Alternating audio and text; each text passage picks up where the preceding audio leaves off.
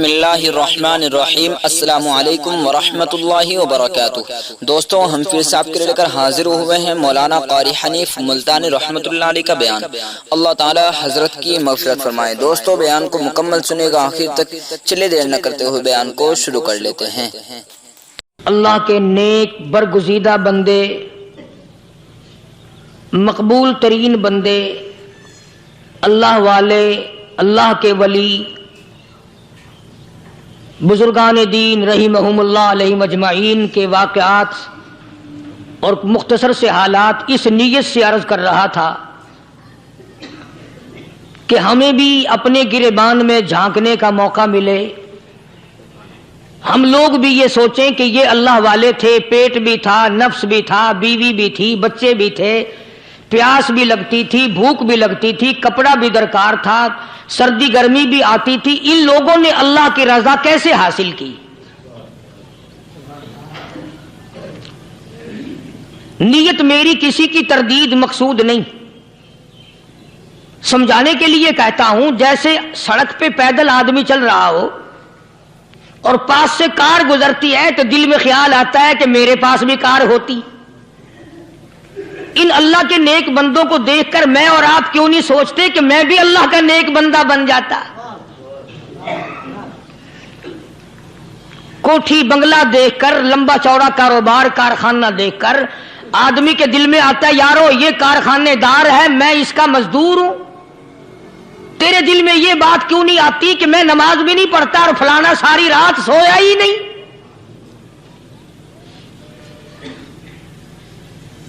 ہم لوگ اپنے معاملات میں، اپنے کردار کے بارے میں آخر کب سوچیں گے؟ وہ کون سی نئی زندگی ملے گی؟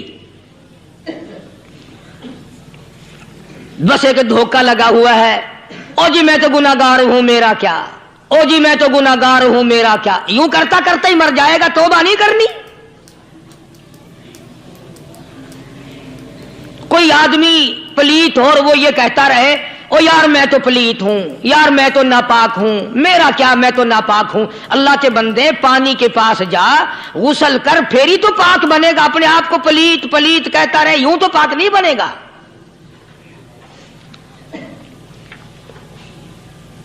یہ اللہ والے جو ہوتے ہیں آدمی کے اندر کو ٹھیک کرتے ہیں۔ جیسے ڈاکٹر کہتا ہے کہ اگر بلڈ پریشر کے مریض ہو تو نمک نہ کھاؤ، شوگر کے مریض ہو تو میٹھا نہ کھاؤ، بادی کے مریض ہو تو آلو نہ کھاؤ۔ اللہ والا کہتا ہے اگر تمہارے اندر شرک کی بیماری ہے تو خدا کے دروازے کے سوا کہیں نہ جاؤ۔ اللہ والے اندر کا علاج کرتے ہیں، روحانی علاج کرتے ہیں، اس بیماری کا علاج کرتے ہیں جو قبر میں کام آئے گی۔ جب اللہ والوں کی مجلس میں بیٹھو گے تو وہ تمہیں یہ بتائیں گے کہ نبی کی سنتوں کے پھول چھوڑ کر بدعت کے کانٹوں کی طرف نہ جاؤ۔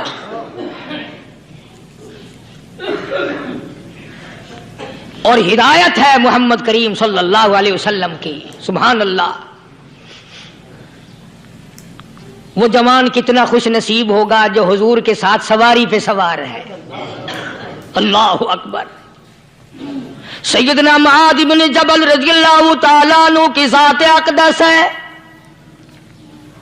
جس سواری پہ محمد عربی صلی اللہ تعالی علیہ وسلم سوار ہیں، اسی سواری پہ صحابی بھی سوار ہے، آپ کے پیچھے سوار ہے۔ آپ نے 3 مرتبہ ارشاد فرمایا، یا معاذ، وہ کتنا مقدروں والا جوان ہوگا جس کا نام آقا کے پیارے پیارے منہ سے نکلا۔ فرمایا یا معاذ، او معاذ، عرض کیا لبیک و سعدیک، میرے آقا میں حاضر ہوں، میں غلامی میں حاضر ہوں۔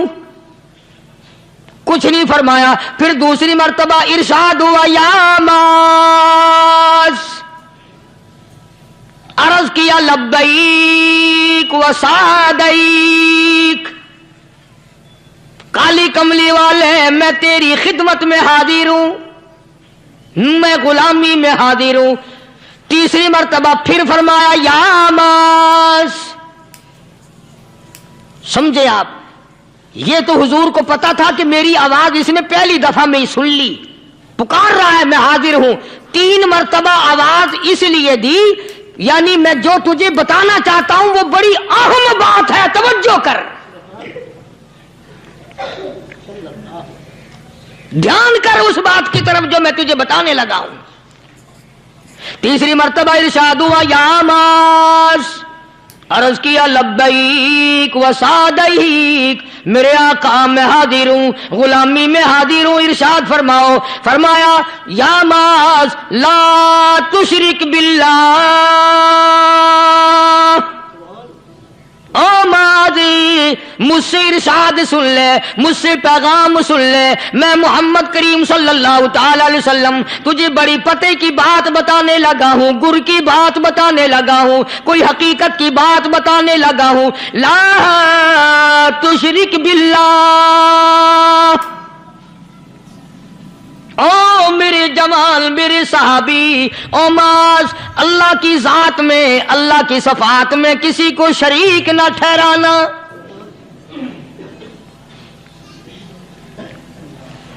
کسی کو بگڑی بنانے والا نہ سمجھنا، کسی کو پریشانی دور کرنے والا نہ سمجھنا، زندہ کرنے والا، مارنے والا، فقیر بنا دینے والا، فقیر کو شہنشاہ بنا دینے والا اس کے سوا کوئی نہیں. چلو ہو گئی بات، فرما دیا آپ نے کہ شرک نہ کرنا. اب ہماری بات سنو، ابھی حدیث کا جملہ باقی ہے جو محمد عربی صلی اللہ علیہ وسلم کی زبان مبارک سے نکلا، اہم بات باقی ہے. ٹھیک ہے فرما دیا، لیکن اب سوال کرو سرکار مدینہ صلی اللہ علیہ وسلم سے کہ جی اگر کوئی مصیبت کی وجہ سے کر بیٹھے، اگر کوئی پریشانی کے عالم میں آ کے کر بیٹھے، کوئی دکھوں کا مارا ہوا کر بیٹھے، تو صاف فرما دیا، فرمایا او معاذ ان قتلتا، اگرچہ تجھے قتل کر دیا جائے، تیرا ٹکڑا ٹکڑا کر دیا جائے، تیرا قیمہ بنا دیا جائے، اس سے بھی سخت بات آگے فرمائی او حرقتا، چاہے تجھے جلا کر خاک کر دیا جائے، تیرا قیمہ بنا دیا جائے، تجھے جلا کر راکھ بنا دیا جائے، کسی حال میں بھی تجھے شرک کرنے کی اجازت نہیں. اور ایک اور بات میرے سے سن کر پکا کے لے جاؤ، چوری کرنے والا ساری عمر چوری کرتا ہے، لیکن کبھی ایسا دن اس کی زندگی میں نہیں آیا ہوگا جب وہ یہ کہے کہ میں عبادت کر رہا ہوں. لاکھ چوری کی ہو یہ کہے گا کہ میں گناہگار ہوں، چوری کر اپن چلو تمہارے منہ پہ نہیں کہے گا، دل میں کہے گا. زنا کرنے والا کبھی نہیں کہتا کہ میں گناہ نہیں کرتا، شراب پینے والا کبھی نہیں کہتا کہ میں گناہ نہیں کرتا، حرام کھانے والا، رشوت لینے والا کبھی نہیں کہتا کہ میں گناہ نہیں کرتا. شرک ایسا گناہ ہے، ایسی گمراہی ہے، اس کو بندہ گناہ سمجھ کر نہیں عبادت سمجھ کے کرتا ہے. اور ارشاد فرمایا محمد عربی صلی اللہ علیہ وسلم نے کہ شرک کرنے والے کو توبہ کی توفیق نہیں ہوتی. وہ اس کو برا سمجھے تو توبہ کرے، جب وہ اس کو برا سمجھتا ہی نہیں تو گناہ سمجھتا ہی نہیں تو توبہ کائے کی کرے گا وہ. میں عرض کر رہا تھا کہ یہ جو اولیاء کرام ہیں، بزرگان دین ہیں، اللہ والے ہیں، یہ شرک کی لعنت سے آدمی کو بچانے کے لیے ساری زندگی کوشاں رہتے ہیں. حدیث پاک میں آتا ہے، ارشاد فرمایا محمد کریم صلی اللہ علیہ وسلم نے کہ جب آدمی گناہ کرتا ہے، فرمایا ان فی الجسد لمضغۃ اذا صلحت صلح الجسد كله واذا فسدت فسد الجسد كله الا وهي القلب او كما قال النبي صلی اللہ علیہ وسلم. ارشاد فرمایا آدمی کے بدن میں ایک گوشت کا ٹکڑا ایسا ہے کہ جب وہ ٹھیک ہو جائے تو سارا بدن ٹھیک ہو جاتا ہے، جب وہ بگڑ جائے تو سارے بدن کا نظام بگڑ جاتا ہے. الا وہی القلب، سرکار مدینہ صلی اللہ علیہ وسلم نے فرمایا وہ دل ہے. دل آدمی کا سنور جائے تو سارا کچھ سنور گیا، دل بگڑ گیا تو سب کچھ بگڑ گیا. ریاکاری دل سے پیدا ہوتی ہے، تکبر دیکھنے میں نہیں آتا، دل میں پیدا ہوتا ہے، فخر دل میں پیدا ہوتا ہے، عجب اور خودبینی دل میں پیدا ہوتی ہے.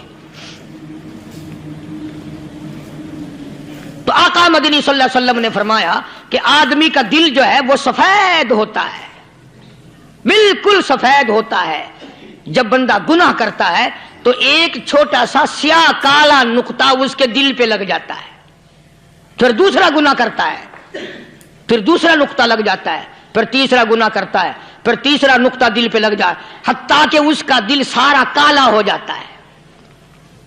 اور جب سارا دل کالا ہو جاتا ہے تو اس کے دل کے اندر پھر حق سمجھنے کی گنجائش نہیں رہتی، پھر وہ اتنا بگڑتا ہے کہ خلاف شرع کام کو وہ عبادت کہتا ہے، پھر وہ ڈھول دھماکے کو عبادت کہتا ہے، پھر وہ چمٹا کھڑکانے کو عبادت کہتا ہے، پھر وہ نشہ کرنے کو عبادت کہتا ہے، پھر وہ نماز نہ پڑھنے کو عبادت کہتا ہے، پھر وہ قرآن کے قریب نہ آنے کو عبادت کہتا ہے۔ حالانکہ بزرگوں کا یہ طریقہ کار نہیں۔ سائیں توکل شاہ صاحب سبقت رحمت اللہ علیہ، امبالے شہر میں مزار ہے، حضرت کے واقعات میں لکھا ہے کہ جب کوئی عالم، جب کوئی قاری، جب کوئی بزرگ قرآن پڑھتا یا کچھ بیان کرتا، اگر قرآن پڑھتا غلطی کرتا، ہاں یہ بات سمجھ لو کہ سائیں شاہ صاحب جو تھے ان پڑھ تھے، عالم نہ تھے، پڑھے ہوئے نہیں تھے، لیکن اگر کوئی قرآن کی آیت غلط پڑھتا تو سائیں شاہ صاحب جو تھے وہ کہتے کہ تو نے غلطی کی ہے، اور اگر کوئی حضور کریم صلی اللہ علیہ وسلم کی حدیث پاک پڑھتا اس میں کوئی غلطی کر دیتا تو شاہ صاحب فرماتے کہ تو نے غلطی کی ہے۔ تو ایک دن مولویوں نے، عالموں نے، قاریوں نے مشورہ کر لیا اور کہنے لگے آؤ شاہ صاحب سے پوچھیں گے کہ ان کو یہ پڑھے ہوئے تو ہے نہیں، ان کو پتہ کیسے چلتا ہے، آیت غلط پڑھی گئی یا حدیث پاک غلط پڑھی گئی، ان کو پتہ کیسے چلتا ہے؟ تو اللہ والے کی خدمت میں پہنچے اور جا کے یہ سوال کر دیا، اللہ والے سے یہ سوال کر دیا، آپ سب سبحان اللہ کہو تو میں آگے جواب بتاؤں۔ اللہ اکبر، اللہ اکبر، کیا شان ہے اللہ والوں کی۔ فرمایا تم نہیں جانتے جب کوئی قاری قرآن صحیح پڑھتا ہے، عالم حدیث پاک صحیح بیان کرتا ہے، میں دیکھتا ہوں، میری آنکھوں کو نظر آتا ہے، اس کے سر سے لے کر آسمان تک نوری فرشتوں کی قطار بند جاتی ہے، اور جب وہ غلطی کرتا ہے تو وہ قطار ساری رخصت ہو جاتی ہے، وہ قطار ساری چھٹی کر جاتی ہے، میں سمجھ جاتا ہوں کہ کوئی غلطی ہوئی ہے۔ یہ ہے اللہ والوں کی باتیں جو ہم لوگوں کے کام آنے والی ہیں، جو ہمارے سوچ و بچار کی ہیں، جو ہمارے کرنے کی ہیں، کہ کتنے دن ان حضرات کو فاقے کرنے پڑے، مصیبت جھیلنی پڑی، پریشانی اٹھانی پڑی تو پرواہ ہی نہیں کرتے تھے۔ مخلوق سے سوال کرنا ان حضرات کے یہاں بہت بری بات تھی، بلکہ نفحۃ الیمن ایک عربی کورس کی کتاب ہے، درس میں پڑھائی جاتی ہے عربی مدرسوں میں۔ ہم نے جب سبق پڑھتے تھے تو ایک واقعہ پڑھا تھا کہ کسی پہاڑ کی غار میں ایک اللہ والا رہتا تھا اور اللہ کرتا تھا، ہر وقت اللہ کی طرف سے کھانا آ جاتا تھا اور وہ کھا لیا کرتا تھا۔ تو خدا امتحان بھی کرتا ہے، آزمائش بھی کرتا ہے، دعا کیا کرو اللہ ہماری آزمائش نہ فرمائے، ہم لوگ آزمائش کے قابل کہاں ہیں۔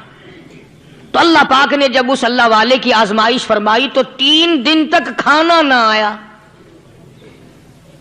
3 روز تک کھانا نہیں آیا۔ جب نہیں آیا تو بھوک نے ستایا، اور جب بھوک نے ستایا تو پریشانی ہوئی، اور جب پریشانی ہوئی تو دل میں خیال آیا کہ اب میرے لیے سوال کرنا جائز ہو گیا، اب تو میں بالکل بھوک نے تنگ کر دیا مجھے۔ تو پہاڑ سے نیچے اترے اور جا کر کے ایک مکان پہ سوال کر دیا، اور سوال یہ کیا کہ اللہ نام پہ مجھے کھانا چاہیے۔ ان گھر والوں نے 3 روٹیاں دے دی، ان گھر والوں نے 3 روٹیاں دے دی، اور یہ اللہ کا ولی لے کے چل دیا۔ تو جس گھر سے 3 روٹیاں ملی تھی ان کے یہاں ایک کتا بھی تھا، وہ اس ولی کے پیچھے پیچھے لگ گیا اور بھونکار قریب تھا کہ کاٹ کھائے، پھاڑ کھائے۔ اللہ کے ولی نے سوچا کہ یہ تو بڑا ظالم کتا پیچھے لگ گیا، 1 روٹی اس کو پھینک دوں، 2 مجھے کافی ہو جائیں گی، یہ اپنا اس کی ہلے لگ جائے گا، مشغول ہو جائے گا، میں نکل جاؤں گا۔ یہ کتاب کی بات ہے، حدیث کی نہیں۔ تو نفحۃ الیمن کتاب میں واقعہ یوں لکھا کہ کتا ایک روٹی کھا کے پھر بھاگ کے اس ولی کو مل گیا اور بہت بھونکار کاٹنے کے قریب ہوا۔ تو پھر اللہ کے ولی نے سوچا کہ یار ایک ہی روٹی کافی ہو جائے گی، یہ تو پھر ظالم پیچھے ہو گیا۔ اس نے دوسری روٹی بھی اس کو پھینک دی۔ اللہ کی شان، کتا دوسری روٹی کھا کر کے پھر ولی کے پیچھے پیچھے۔ اس نے سوچا ایسی روٹیوں سے تو یوں ہی بھلے، وہ تیسری بھی پھینک دی۔ کتے نے تیسری بھی کھا لی، اور جب تیسری روٹی کھا کے کتا بھونکا، اب ولی کھڑا ہو کر غصے میں آ گیا اور کہنے لگا او کتے تجھے شرم نہیں آتی؟ عربی کا لفظ ہے وَمَا عَدِيمُ الْحَيَا، اور بغیرت کمینے، تیرے مالک نے 3 روٹیاں دی تھی، جس دروازے پہ تو رہتا تینوں کھا لی پھر بھی بھونکتا ہے؟ 3 روٹیاں میں نے تجھے دے دی پھر بھی بھونک رہا ہے؟ تو یوں لکھا اس کتاب میں کہ اللہ پاک نے کتے کو بھی زبان دی، اور وہ یہ کہنے لگا کہ ولی صاحب ذرا ٹھہرو، خود فیصلہ کرو، تم بے غیرت ہو یا میں بے غیرت ہوں؟ فیصلہ جناب کریں، میں کتا ہوں، آپ ولی ہیں، جنت کے کھانے کھائے، ارے 3 دن نہ ملا تو آدمی کے دروازے پہ آ کے ماتھا گھسایا، جھولی پھیلائی، بھیک مانگی، مجھ سے قسم لے لو میں کتا ہوں، کئی مرتبہ 8 دن ٹکڑا نہیں ملتا، قسم لے لو اس دروازے کے سوا کبھی کسی دوسرے دروازے پہ نہیں گیا میں۔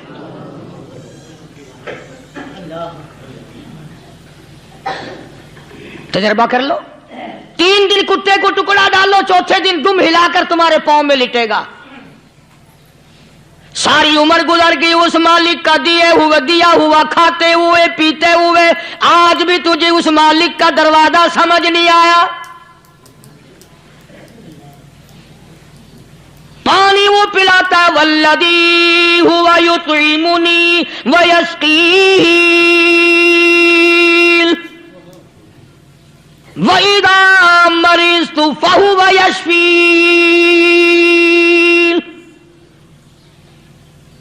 کتنا کھلاتا ہے، کتنے اعلیٰ درجے کے کھانے کھلاتا ہے، طرح طرح کے کھانے کھلاتا ہے،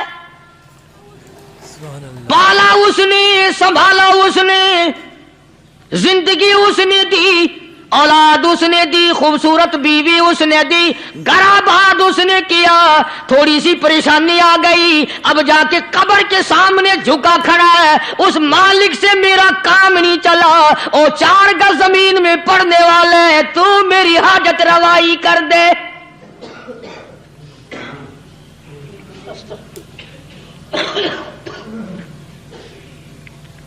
کون سے ولی نے یہ تعلیم دی، کون سے ولی نے یہ ترغیب دی؟ خواجہ قطب الدین بختیار کاکی رحمت اللہ علیہ، بابا فرید الدین شکر گنج رحمت اللہ علیہ کا پیر ہے۔ اتنے اللہ والے لوگ تھے، اتنے اللہ والے لوگ تھے۔ خواجہ قطب الدین بختیار کاکی رحمت اللہ علیہ کا آخری وقت دلی شہر میں آ گیا، نہ دولت تھی، نہ کوٹھی تھی، نہ بنگلہ تھا، فقیری، ہائے ہائے، عجیب بادشاہت ہوتی ہے ان لوگوں کی، بادشاہ ان کے دروازوں پہ آیا کرتے تھے۔ خواجہ ابو الحسن خرقانی رحمت اللہ علیہ بزرگ گزرے ہیں، محمود غزنوی کا زمانہ ہے۔ محمود غزنوی مرحوم بادشاہ نیک آدمی تھا۔ خواجہ ابو الحسن خرقانی رحمت اللہ علیہ کی خدمت میں آیا اور حضرت نے یوں پوچھ لیا، فرمایا محمود 2-4 دن پہلے بھی تو سنا تھا کہ تم ادھر آئے ہو، مجھ سے مل کے نہیں گئے؟ تو کہنے لگا حضرت سرکاری دورے پہ آیا تھا، سرکاری دورے کی لپیٹ میں اللہ والے کی زیارت کو بے ادبی سمجھتا ہوں، اللہ والے کی زیارت کرنے آؤں، کام کوئی اور لے کر آؤں اور اللہ والے کی زیارت کروں؟ میرے نزدیک یہ بے ادبی ہے۔ فرمایا آج ارادہ کر کے آئے ہو؟ کہ جی ہاں ارادہ کر کے آیا ہوں۔ باتیں ہوتی رہی، محمود کہنے لگا حضرت آج بہت بڑا کام لے کر آیا ہوں، دعا فرماؤ، سومناتھ کے مندر پہ حملے کا ارادہ ہے، 70 راجاؤں کی فوج آئیں گی، 70 بادشاہوں کی فوج آئیں گی، 70 राजा हिंदू अपनी फौज लेकर आएंगे, मैं अकेला मुसलमान मुकाबले में आऊंगा, दुआ फरमाओ वो कादिर करीम मुझे फतह अता फरमाए। कैसी नीयत लेकर आया करते थे बादशाह लोग फकीरों के दरबार में। आज तो अगर किसी वली के पास भी जाओगे, मैंने मौलाना उबैदुल्लाह अनवर मद्दसिल्लू से पिछले दिनों अर्ज कर दिया, मैंने कहा हजरत आप अपने घर में ही रहते हैं, बाहर नहीं निकलते, कई कई दिन लोगों को नेकी मिलेगी, ज़ियारत होगी, तो फरमाने लगे कारी साहब आपको क्या पता है, बस इसी काम के लिए लोग आते हैं, हमारी ईंट पड़ दो, हमने मकान बनाना है, हमें दुकान का तावीज दे दो, हमारे पीछे दुश्मन लग गया, हमारा मुकदमा हो गया, और यूं तो कहने कोई भी नहीं आता, दुआ कर दो अल्लाह मेरी कब्र में भलाई फरमा दे।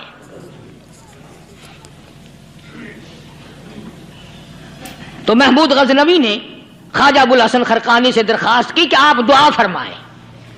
अल्लाह वाले ने दुआ भी फरमाई और अपना मुसल्ला दे दिया। यूं फरमाया महमूद जब मुश्किल वक्त आ जाए इस मुसल्ले पे खड़े होकर 2 रकात नमाज अदा करना। पता चला कि अल्लाह की मदद जो है वो नमाज के साथ है। मैं तुम्हें भी बताता हूं, वली तो मैं नहीं, जब भी कोई परेशानी आए, जब भी कोई तकलीफ आए, फरमाया इस्ताईनो बिस्सब्री वस्सलाह, नमाज पढ़ो इंशाअल्लाह आसानी होगी। सब्र कर, नमाज पढ़, इन्नल्लाह मस्साबिरीन,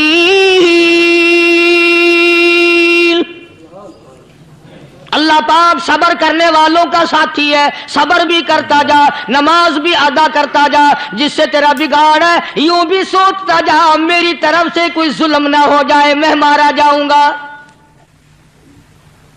सल्ला साथ लेकर चला गया और अपनी फौज को लेकर के सोमनाथ के मंदिर पे हमला कर दिया। मुसलमान फौज बड़ा सफर करके आई थी, दूर से आई थी, थकी हुई थी, चूर चूर थी, इतने हालात ना थे, इतने हथियार ना थे। 70 राजाओं की फौज के मुकाबले में मुसलमानों को शिकस्त हो गई। महमूद गजनवी को खबर दी गई बादशाह शिकस्त हो गई। महमूद ने 2 रकात नमाज अदा की। और यह भी बता दूं, अल्लाह वालों का इतना अदब किया महमूद गजनवी ने कि उस मुसल्ले पे खड़े होकर नमाज नहीं पढ़ी, उसको सर के ऊपर रख के नमाज पढ़ी। मुसल्ला अल्लाह वाले का सर पे रख लिया और नमाज पढ़ी खुदा के हुजूर में, और फिर सर सजदे में रख दिया। ओ मेरे परवरदिगार बेनियाज खालिक व मालिक, मैं गुनाहगार सही, मैं स्याकार सही, मैं तेरा बंदा हूं। ओ मेरे मौला मुकाबला कुफर से है, हक परस्तों की न की तूने गर दिल जोई नहीं, ताना देंगे बुत के मुस्लिम का खुदा कोई नहीं। ओ मेरे परवरदिगार आज मुझे जलील ना कर, आज मेरी शिकस्त ना कर, आज मुसलमानों को शिकस्त ना दे। और बेनियाज परवरदिगार काफिर कहेंगे इनका खुदा कहां गया। बस महमूद गजनवी ने अल्लाह की हुजूर में नमाज अदा की और दामन फैलाया और सर सजदे में रखा। वो इत्तला मिली कि शिकस्त फतह में बदल गई। चुनाचे जुमे का खुतबा महमूद गजनवी ने सोमनाथ के मंदिर के अंदर दिया। इस कदर अल्लाह वालों को दिलचस्पी थी इन मामलात से कि कौम के लिए भलाई हो, मुल्क के लिए भलाई हो, अवाम के लिए आखिरत की दुनिया की भलाई मकसूद थी। ख्वाजा कुतुबुद्दीन बख्तियार काकी रहमतुल्लाह अलैह दिल्ली शहर में रहते हैं। बादशाहों का जमाना है। अल्लाह अल्लाह क्या अजीब लोग थे। आज तो अच्छे भले दीनदार तबका नमाज पढ़ाने वालों को नमाज के, गुस्ल के, वुजू के मसाइल मालूम नहीं। दोस्तों ऐसा वक्त था सुल्तान सलाहुद्दीन खिलजी रहमतुल्लाह अलैह को बादशाह होकर عربی کی بہت بڑی 4 جلدوں میں کتاب ہے ہدایہ. ہدایہ بادشاہ صلاح الدین خلجی کو زبان نہیں آتا. اتنی بڑی عظیم کتاب زبان نہیں آتی. وہ بادشاہ بھی ہوا کرتے تھے اور ولی بھی ہوتے تھے. سلطان عالمگیر رحمت اللہ علیہ بہت بڑا بادشاہ ہو کر، اورنگزیب ہے، عالمگیر ہے، اتنا بڑا عظیم بادشاہ، مگر حضور کریم صلی اللہ علیہ وسلم کی 5000 حدیث پاک اس بادشاہ کو زبان نہیں آتی.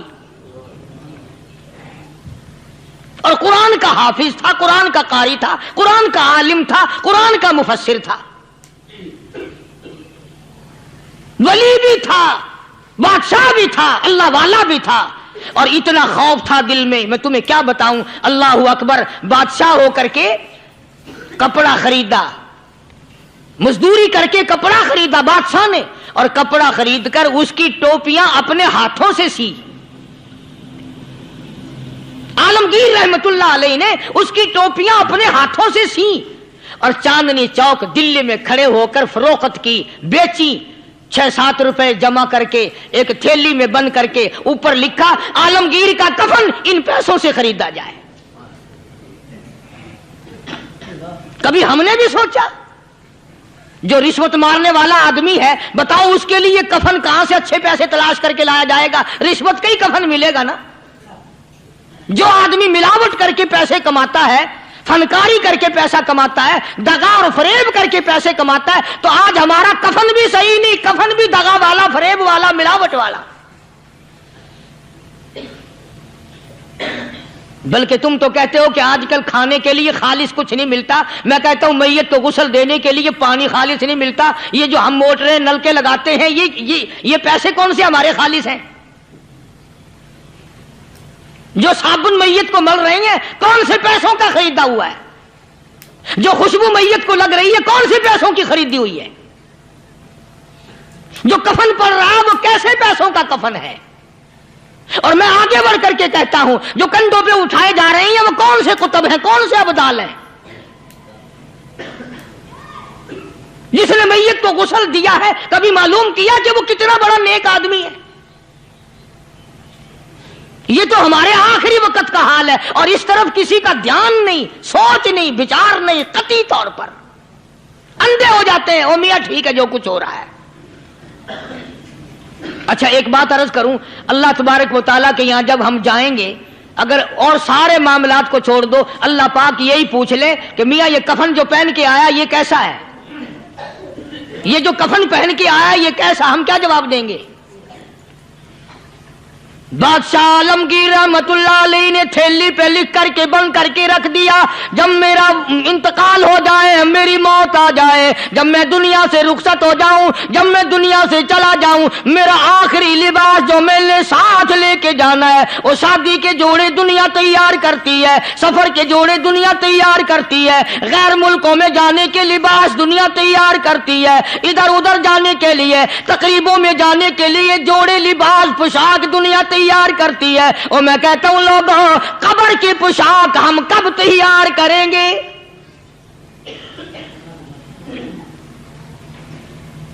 عالمگیر رحمت اللہ علیہ نے خود اپنے کفن کا انتظام کر کے رکھ دیا. ہمارے گھروں میں تو اگر کفن کا ذکر کرو تو گھر والے بھی منہ بنائیں گے، چھوڑو تم نے کفن کی باتیں بنانی شروع کر دی ابھی سے ہی. اور ایک اور عرض کروں، کفن بھی مقدر والوں کو ملتا، کئیوں کو ملتا ہی نہیں. کفن نہیں ملتا، قبر نہیں ملتی، نماز جنازہ نہیں ملتی، غسل نصیب نہیں ہوتا. مقدری سودے ہیں، نہ یہ دولت سے بات بنتی ہے، اور نہ یہ اقتدار سے بات بنتی ہے، اور نہ یہ سرمایہ سے بات بنتی ہے. یہ تو تقدیروں کے مسئلے ہیں جو مالک نے اپنے ہاتھ میں رکھا ہے.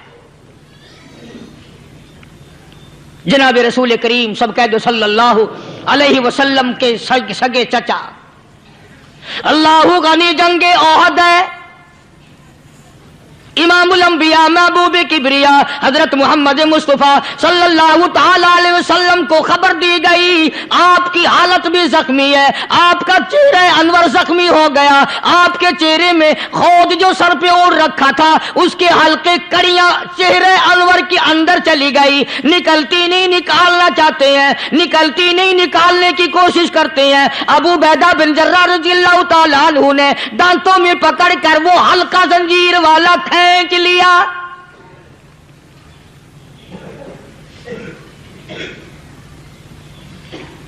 اللہ غنی، ادھر خون کا پھوارا چھوٹا، خون کا پھوارا چھوٹا۔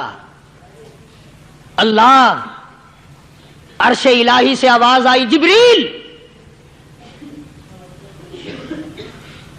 پل جھپکنے کے برابر جبریل ساری دنیا کا نظام طے کر سکتا ہے۔ توجہ، اللہ نے آواز دی، جبریل، عرض کیا حضور، فرمایا یاد رکھ اگر میرے محبوب کا خون زمین پہ گر گیا تو پھر تو جبریل کا آئے گا۔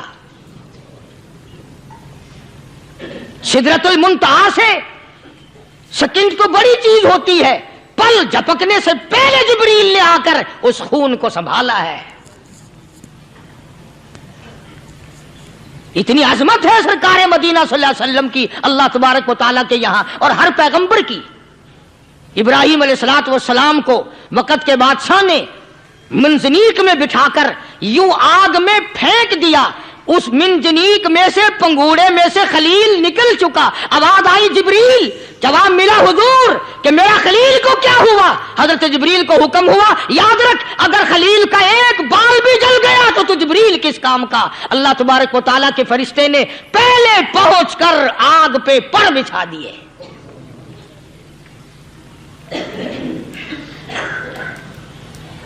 یوسف علیہ السلام کو بھائیوں نے کنویں میں پھینکا۔ اب بتاؤ، کنواں کوئی 100-200 گز یا 100-200 میل تو لمبا نہیں ہوتا۔ میں خالق کی بے نیازی تمہیں بتا رہا ہوں، اور اپنے پیغمبروں کی کس طرح حفاظت فرماتے ہیں، سبحان اللہ۔ بھائیوں نے کنویں میں دھکا دیا، جبریل جی یہ کیا ہوا؟ تو میرا نبی آیا، میرے نبی کے کنویں میں جانے سے پہلے تخت بچھا دے۔ جبریل نے پر بچھا کر تخت بنا دیا۔ وہ تو یوں بچاتا ہے، وہ تو یوں سنبھالتا ہے۔ ابو عبیدہ بن جراح رضی اللہ تعالی عنہ نے سرکار مدینہ صلی اللہ علیہ وسلم کے چہرے انور میں سے وہ جو زنجیر کڑی کھینچی، اللہ اللہ، ابو عبیدہ کے 2 دانت نیچے کے، 2 اوپر کے، 4 دانت نکل گئے۔ آج ہمارے دانتوں کو کیڑے کھا جاتے ہیں، کھوکھریں بن جاتی ہیں، نکل جاتے ہیں۔ ابو عبیدہ تو کتنا خوش نصیب جوان ہے، تیرے 4 دانت تو نکل گئے، پر حضور صلی اللہ علیہ وسلم کی تکلیف کو تو نے دور کیا، یعنی آقا کی خدمت کرتے ہوئے ابو عبیدہ کے دانت نکل گئے۔ ادھر اپنی تکلیف ہے، ادھر پتا چلا کالی کملی والے صلی اللہ تعالی علیہ وسلم تیرے چچا کا حال ٹھیک نہیں۔ صلی اللہ علیہ وسلم بڑا صدمہ پہنچا، بڑا رنج پہنچا۔ ایک بات کرتا ہوں، توجہ کر کے لکھ کے لے جاؤ، کام آئے گی، بیٹیوں کو بتاؤ، بہنوں کو بتاؤ۔ سرکار کی نظر پڑی، سرکار کی نظر پڑی، حضرت صفیہ رضی اللہ تعالی عنہ، حضور کی بوا، حضور کی پھوپھی، حضرت زبیر رضی اللہ تعالی عنہ کی اماں، امیر حمزہ رضی اللہ تعالی عنہ کی بہن دوڑی دوڑی آتی ہے۔ پتا چلا نا مدینے میں کہ بھائی کا حال ٹھیک نہیں، شہید کر دیا گیا، عورت ذات دوڑی دوڑی آئی۔ حضور نے فرمایا زبیر کون عورت ہے، جا کے روکو، لاش کا حال ٹھیک نہیں، کپڑے پھاڑے گی، جزا فضا کرے گی، میں نے سنا ہے لاش کا حال ٹھیک نہیں ہے۔ حضرت زبیر نے آ کے روکا، قریب آ کر پہچان لیا، حضرت زبیر کی اماں تھی۔ انہوں نے کہا اماں اجازت نہیں، آگے نہ جاؤ۔ حضرت صفیہ عرب کی تکڑیم آئی، مارا غصہ زبیر کو، اوپر پھینک دیا، کہنے لگی ہاتھ ایک طرف، میں اپنے بھائی کو دیکھنے نہ جاؤں۔ زبیر کو تو مکہ مار کے پرے پھینک دیا۔ اور لوگوں توجہ کرو، غلام آپ بھی بنتے ہیں، غلام میں بھی بنتا ہوں، خدا کی قسم ٹائم پہ غلامی کا پتہ چلتا ہے۔ پھر زبیر کہنے لگا اماں حضور نے منع فرمایا، آگے نہ جا، حضور نے منع فرمایا۔ خدا کی قسم ذمہ داری سے کہتا ہوں، علماء نے لکھا ہے حضرت صفیہ نے جو پیر قدم آگے رکھنے کے لیے اٹھایا ہوا تھا وہ آگے نہیں رکھا، پیچھے ہٹ کے رکھا ہے، میرے نبی کے فرمان کے خلاف نہ ہو جائے، میرے نبی کے ارشاد کے خلاف نہ ہو جائے، اگر خلاف ہو گیا تو میں ماری جاؤں گی۔ اور وہیں رک گئی، کہنے لگی اور زبیر بیٹے جاؤ، میرے محبوب سرکار مدینہ صلی اللہ تعالی علیہ وسلم سے جا کے کہو میں نے لاش کا حال سن لیا ہے، مجھے سب کچھ پتہ چل گیا ہے، جا کے کہو بے شک میں عورت ہوں لیکن گھبراؤں گی نہیں، جب سے میں نے تیرا کلمہ پڑھا ہے میں نے صبر کرنا بھی سیکھ لیا ہے۔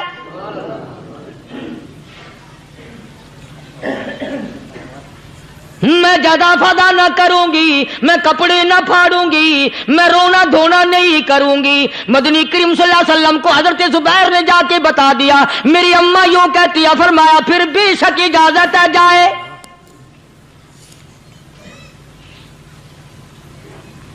آج کی کوئی مائی ہوتی اتنا حال دیکھ کر بھائی کا نہ جانے ہارٹ فیل ہو جاتا۔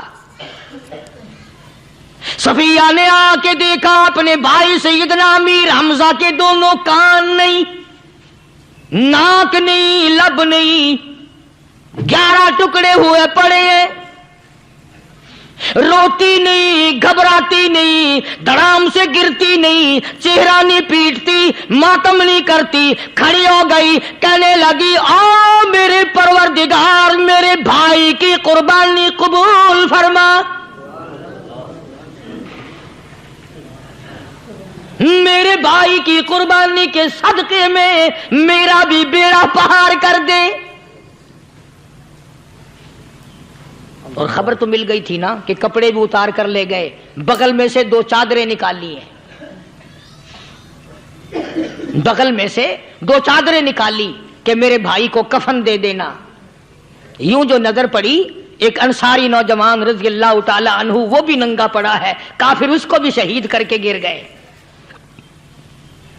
مسلمانوں ذرا اندازہ لگاؤ، یہ بھی مسلمان تھے، یہ بھی نبی کے عاشق تھے، یہ بھی دیوانے تھے، ایسے وقت میں بھلا ایسی بات کس کو سوجھے؟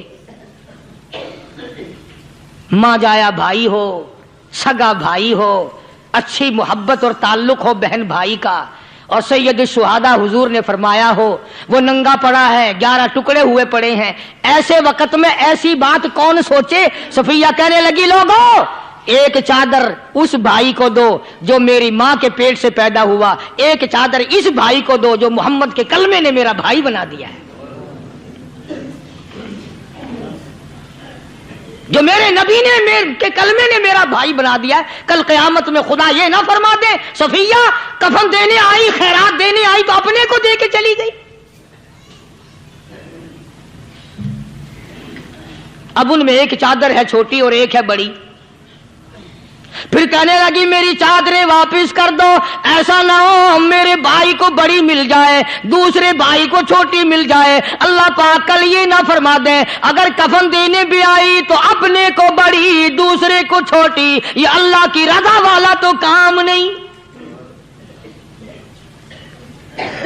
قرہ اندازی کی، سگے بھائی سیدنا امیر حمزہ رضی اللہ تعالی عنہ کے حصے میں چھوٹی چادر آئی اور اس انصاری جوان کے حصے میں بڑی چادر آ گئی۔ چنانچہ جب محمد عربی صلی اللہ تعالی علیہ وسلم تشریف لائے تو حضور کو اتنا صدمہ پہنچا، میری مستقل کیسٹ ہے سیدنا امیر حمزہ رضی اللہ تعالیٰ عنہ کے عنوان پر، آپ لوگ اسے خرید کے سنیں۔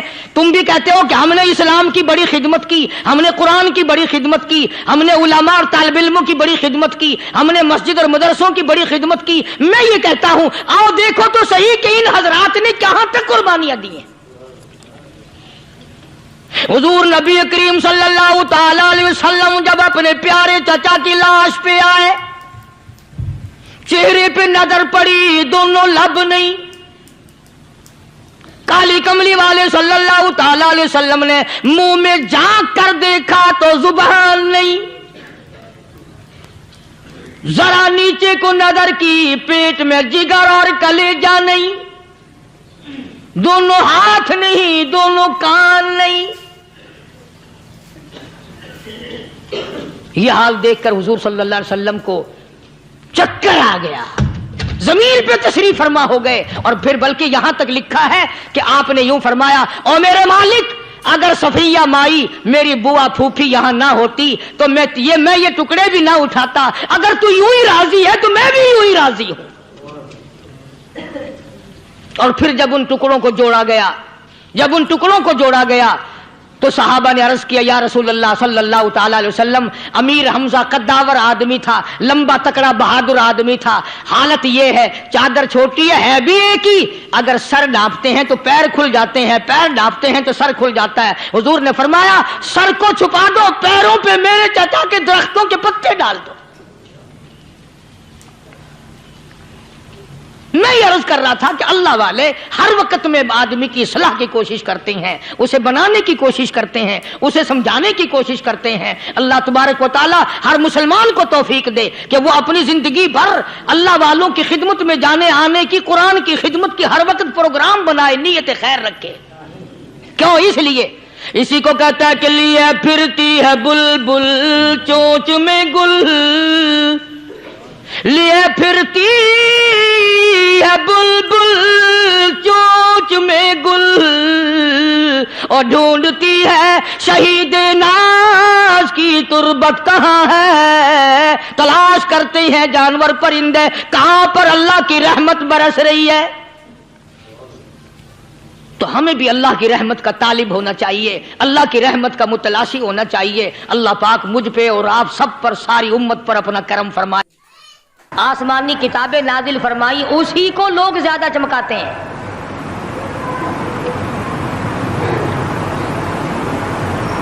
خدا اس بات کو گوارا ہی نہیں کرتا کہ میری طرف سے بغیر میرے اعلان کے کوئی ذرہ برابر اعلان کر سکے۔ وہ کسی قلندر کو، کسی ملنگ کو، کسی کو اختیار نہیں دیتا۔ جن کا خدا جیتا جاگتا حی و قیوم قائم دائم ہے، وہ تو ایسا ہے، اور جن کا خدا کبھی پیدا ہوتا ہے کبھی مر جاتا ہے، ان کی میں بات نہیں کرتا۔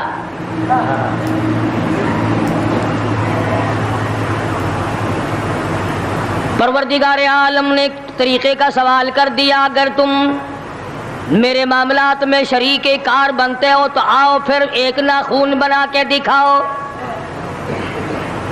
ایک بال بنا کے دکھاؤ، درخت کا ایک پتا بنا کے دکھاؤ، پتھر کا ایک روڑا بنا کے دکھاؤ، مٹی کا ایک ذرہ بنا کے میرے سامنے لاؤ۔ پروردگار عالم نے فرمایا، چلو تم سے گائے کیا بنواؤں گا، بھینس کیا بنواؤں گا، بکری کیا بنواؤں گا، زمین و آسمان تم کیا بناؤ گے، چاند سورج ستارے کیا بناؤ گے، انسان تو بنانا تمہارے بس کا کام کہاں ہے۔ لَن يَخْلُقُوا ذُبَابًا، تم مجھے مکھی کا ایک پر بنا کے تو دکھاؤ۔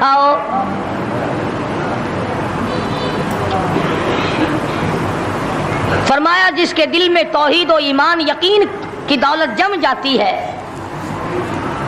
وہ لوگ تو دنیا ہی میں ایمان کا مزہ چکھتے رہتے ہیں، ایمان کی لذت آتی ہے۔ صحابہ اکرام رضوان اللہ تعالی علیہ مجمعین کی جماعت نے دنیائی میں جنت کو دیکھا، جنت کی خوشبو سونگھی، کسی کو جنت کی ہوا لگی، کسی نے جنت کا نقشہ دیکھا، کسی کو جنت کا نظارہ کرا دیا گیا دنیائی میں۔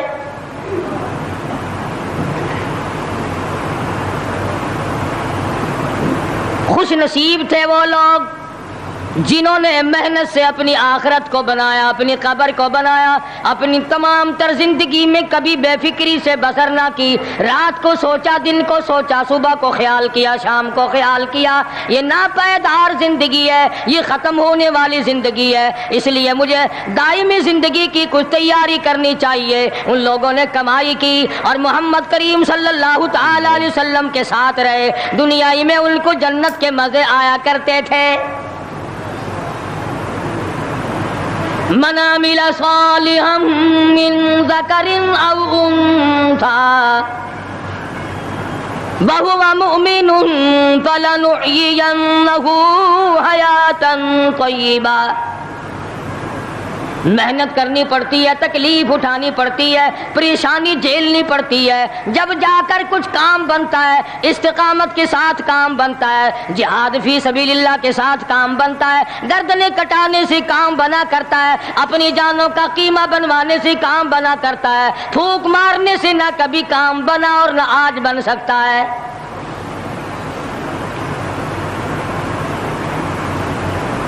علماء کرام میں بے شمار لوگ اس قسم کے آئے جو استقامت کا پہاڑ ثابت ہوئے۔ ان میں سے بعض نے یہ لکھا ہے کہ بعض مرتبہ کھانے میں ایسا مزہ آتا تھا جیسے جنت کے کھانے کا مزہ آتا ہے۔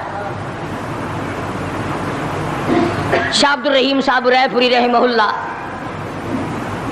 خدام نے عرض کیا حضرت پورا مہینہ گزر جاتا ہے رمضان المبارک کا، کچھ دو چار نوالے دو چار لقمے کھا تو لیا کرو۔ تو فرمانے لگے میں اللہ پاک